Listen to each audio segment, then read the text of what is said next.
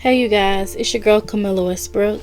Today I wanted to make a tribute to a local 15-year-old girl named Sanaa Amenhotep.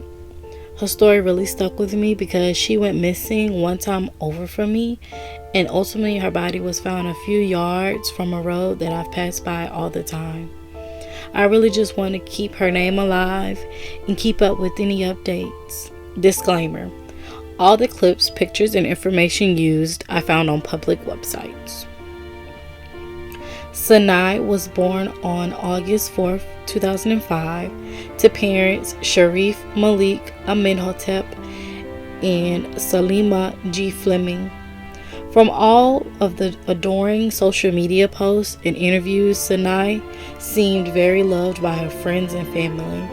She seemed raised very well and was involved with various anti-violence organizations at a young age due to her father being an active member of the Newark, New Jersey's Brick City Peace Collective. Recently, Sanaa, her siblings, and her mother moved to the Richland County area in South Carolina. On April 5th, Sanaa left home, never to be heard from again. I found two conflicting stories. Her mother said in an interview that she let her and her sister take pictures down the road from their home, but on her arrest warrant that I'll later show you says that she was picked up at a different location. I'm sure we will find out more during the trial. However, days turned into weeks. In several interviews, it was referenced that Sanaa has left home before, and her father agreed, but he, her mother, and her godmother noted that this time was very different. No one made contact with Sanaa since April 5th. Sanaa's mother knew that this was not like her daughter. She immediately contacted the police. However, her pleas were fell on deaf ears and little was done. Salima contacted the police on the 5th and the 10th day of Sanaa being missing. I did see one article say she also contacted them on the 7th day that she was missing, but I wasn't able to back that up in any other article that I read. She was missing for a total of 25 days. It is unclear from the public information that led to the discovery. However, I do have a theory within the arrest warrant that I'll make known to you later.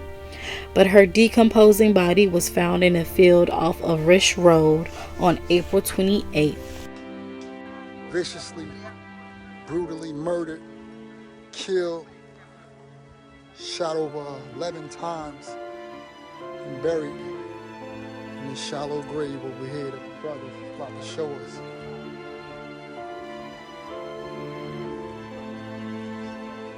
This was where they, that's where they dug it at?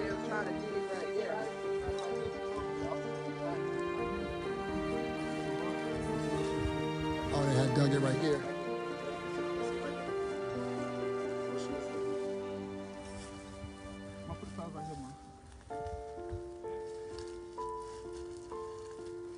How close we was that day to right here?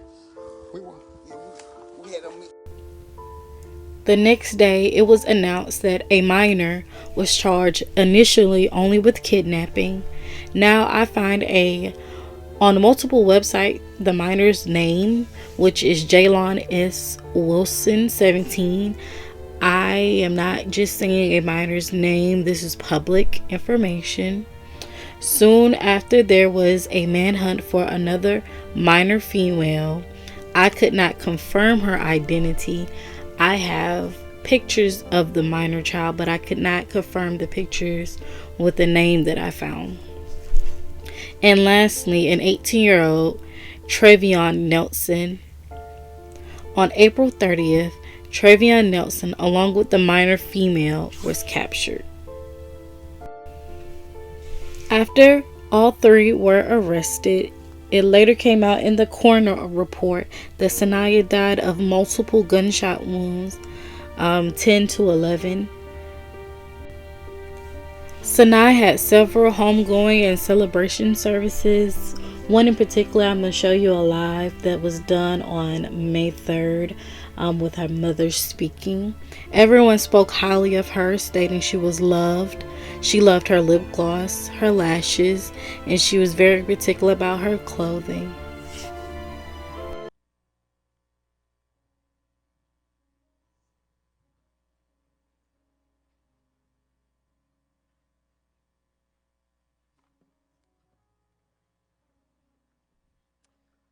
Okay. So thank you for being here, everybody. Sanaa did not like funerals. So for some of you young people, we're not doing it the traditional way. So expect not to see anything traditional. Just because we really wanted to be intentional about making this about her and not about anything customary.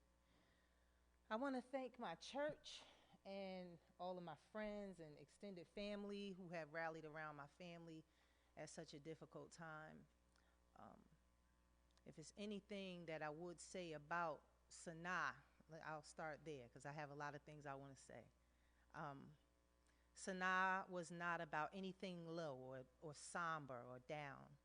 And I know, for those of us who love her, you know, this is kind of hard not to do because we love her and we miss her. And, she made imprints on just about everybody in here, whether we wanted her to or not. Um, but she was a handful. I don't believe in lying on people. And even in this, my daughter was a handful, but she was my handful. And, the manner in which things played out in her life breaks my heart every time I think about it. But I got to remember that the things that she did and the way that she carried her life out was the things that me and Sharif put inside of her. Sanaa was going to be your friend even if you weren't her friend. And that is something, that's a characteristic she got from me and her father. Now, we have grown and matured enough to know how to curtail certain things because we're older. Young people don't really have that skill for a number of different reasons. So, if it's anything I want to leave with young people, listen to your parents when your parent tell you that this is not your friend. So, what we have here is an arrest warrant. I was able to find the arrest warrant for, it's redacted, but I'm going to take a good guess and say that is Mr. Wilson. Also, Travion Nelson's arrest warrants. Usually, this is not accessible to the public. However, a Google search, I was able to find these. If you're looking at the arrest warrant up top, that's the number of the arrest warrant. It tells you the county, gives you information. Most of the time, it's going to be redacted. There's no address on. I know y'all see over to the right it says judge's address. That's not his real address. Judge's telephone, that's probably the telephone to his receptionist. So no real information linking out there. If you go up to the top, you're going to see the description of the offense, and it's going to have language of the statute. So language of the statute would be like conspiracy, criminal conspiracy, common law conspiracy defined, mixed in with collaborating testimony or evidence that they gained from whoever they were speaking to. So just to read one of them, I'm going to make sure that I put all of the arrest warrants up, so if you do get a chance to pause, you can read it yourself. But the first one, on April 5th, 2021, at approximately 2200 hours, the defendant, redacted, did commit the offense of conspiracy in that he did, with two co-defendants, Mr. Nelson, unlawfully seized, confined, and carried away the victim, Sanaa Amenhotep. The defendants conspired to lure the victim into a vehicle, at which point firearms were presented at the victim, and the victim's phone was taken away from her. A stolen vehicle was utilized to accomplish this crime. The victim was taken to a field on the 500 block of Rich Road, where she was killed by multiple gunshots. The incident began in Richland County and continued onto I-77, then to I-26 into Lexington County. This offense is collaborated by co-defendant, redacted, testimony who took detectives to where the victim bodies was located, implicated the defendant in the shooting, as well as evidence collected.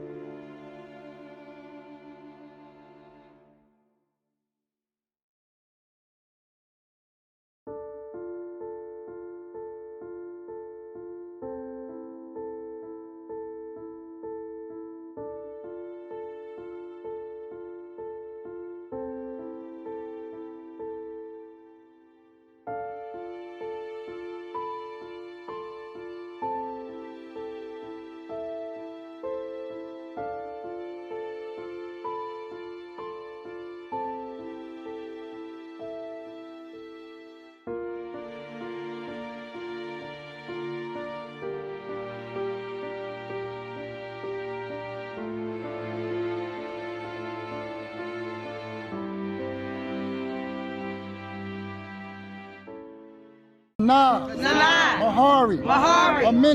Amenhotep. Bring her home. Bring her home. Bring her home. Bring her home. Bring her home. Bring her home. Now. Now.